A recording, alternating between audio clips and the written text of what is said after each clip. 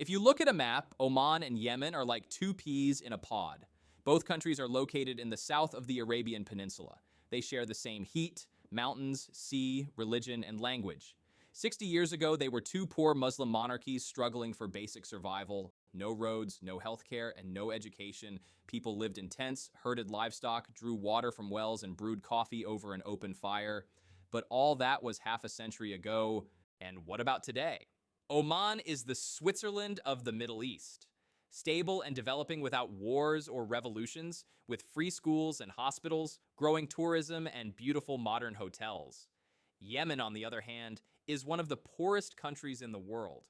Electricity is a luxury. Even in the capital, power is only available for a few hours a day, and in villages, there may be no electricity for years. To really feel the contrast, let's look at the numbers.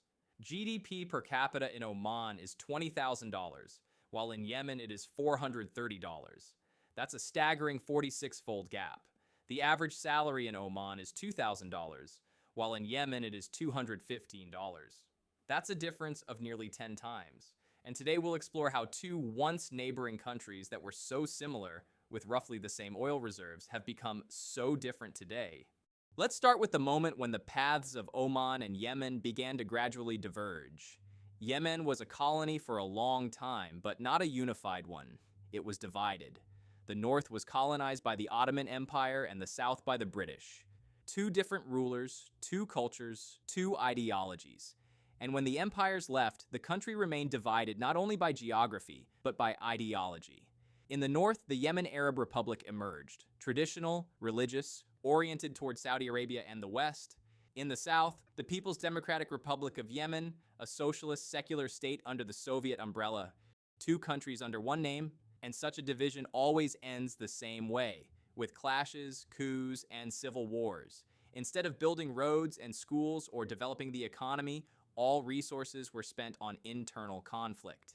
Everyone considered themselves in the right, but in the end, everyone lost. While Yemen was historically divided from the start, Oman was the opposite. Yes, it too was under British influence. Formally, it was a partner, but in reality, it was just as much a colony. The British controlled trade, the navy, and foreign policy. They decided whom the Sultan should befriend and whom he should not.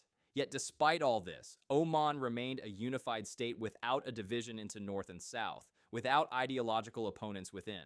This became its fundamental advantage. When the time for change came, Oman did not implode from within like Yemen, but was able to restructure itself peacefully. But the real divide between the countries began later, when a leader came to Oman who changed everything. The year was 1960. While the rest of the world was already flying into space, Oman seemed to be living in the Middle Ages. The country was ruled by Sultan Saeed bin Taimur, a man who was deeply suspicious of any form of progress. He banned music, radio, bicycles, and even glasses. You couldn't even travel between cities without permission. There were only 3 schools in the entire country, not a single university and not a single hospital. Slavery was still legal.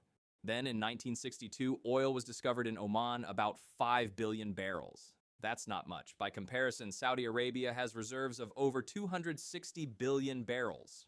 But for a small country with a population of 5 million, it was a chance to finally escape poverty.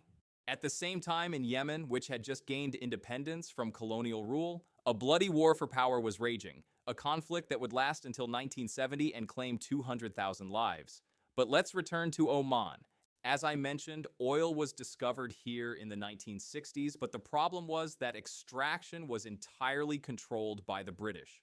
Oman itself had neither the technology, nor the engineers, nor even the basic education to handle this on its own.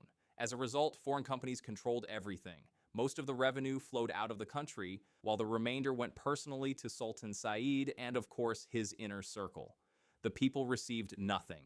People saw this, they understood it, and the injustice built up over the years. Gradually, uprisings and civil wars began to break out. And Britain, which controlled Oman, realized that if nothing changed, the country would simply fall apart. And in 1970, an event occurred that would forever change Oman's fate. With British support, Qaboos bin Said al Said, the son of the conservative Sultan, staged a bloodless coup, exiled his father, and ascended the throne himself. He was the complete opposite of his father. He had studied in England, served in the army, spoke English, and understood economics and politics. He saw how other countries lived and knew that oil could be a catalyst for growth rather than a resource curse. It was from this moment that Oman began to transform from a medieval country into a modern one. The new sultan clearly understood two things. First, oil is easy money, and if invested wisely, it can lift a country up. And second, he understood that war is a path to poverty. So the first thing he did was abolish slavery, and this sent a clear message to the international community. We are no longer a barbaric state, and we are ready for cooperation and investment. Next, Qaboos directed oil revenues toward development, education, and infrastructure. Over the first 10 years, more than 500 schools, dozens of hospitals, and thousands of kilometers of new roads appeared in the country. He then declared neutrality, no more wars. And that was a very wise move because while the entire Middle East was at war and fighting over territory, Oman was trading, growing, and developing. As a result, over the course of his 50-year reign, Qaboos transformed the country into a peaceful, stable, and secure region. And today, Oman continues to develop. They fully understand that total dependence on oil is dangerous. Therefore, inspired by the Emirates, they are developing other sectors such as tourism, IT, and green energy. Okay, we've covered Oman, but to truly understand the contrast, let's return to Yemen. After the protracted civil war of the 1960s, which followed the departure of the colonizers, the country finally united. The North and South became a single state. It would seem that everything was fine. Finally, we were now a unified whole. We could build a new, prosperous, and successful state. But instead of peace and development, a new dictatorship emerged. In 1978, President Ali Abdullah Saleh came to power and ruled for 33 years. And during that time, he effectively dismantled the country's future, running it as if it were his own business, and his sole goal was to extract the maximum profit from it. But not for everyone, of course, only for himself. In the late 1980s, oil was discovered in Yemen as well. It seemed like the country finally had a chance to get back on its feet. But Ali Abdullah Saleh didn't just miss the opportunity, he threw it away. Oil revenues didn't go to schools or hospitals. Instead, they went to clans, the military, and personal accounts. According to various estimates, his family funneled between $30 billion and $60 billion out of the country. But that's not all. Yemen was heavily dependent on Saudi Arabia. Nearly 1 million Yemenis worked there, and their remittances home accounted for 25% of Yemen's GDP. The Saudis provided the country with interest-free loans, oil, and humanitarian aid. Millions of dollars in subsidies flowed across the border. And when the Iran-Iraq War began, Saleh decided to play the role of a strong Arab leader and supported Iraq under Saddam Hussein. He hoped this would strengthen his position among Arab countries and present Yemen as a strong and independent player. But he miscalculated catastrophically. For Saudi Arabia, this was seen as a major betrayal. For years, they had helped Yemen with money, oil, and jobs, and now Yemen had supported their enemy. Of course, Saudi Arabia responded with the utmost severity. They cut off all financial aid, expelled all Yemenis working in the kingdom, closed the borders, and shut down economic projects. For Yemen, this was a true disaster. The country lost a quarter of its GDP in just a few months. Money ran out, unemployment rose, food prices soared, and people went hungry. From that point on, Yemen went into a downward spiral. The economy collapsed, clans fought among themselves, and Ali Abdullah Saleh's regime clung to power only through corruption and weapons. While Oman used oil money to build schools, Yemen used it to buy loyalty and machine guns.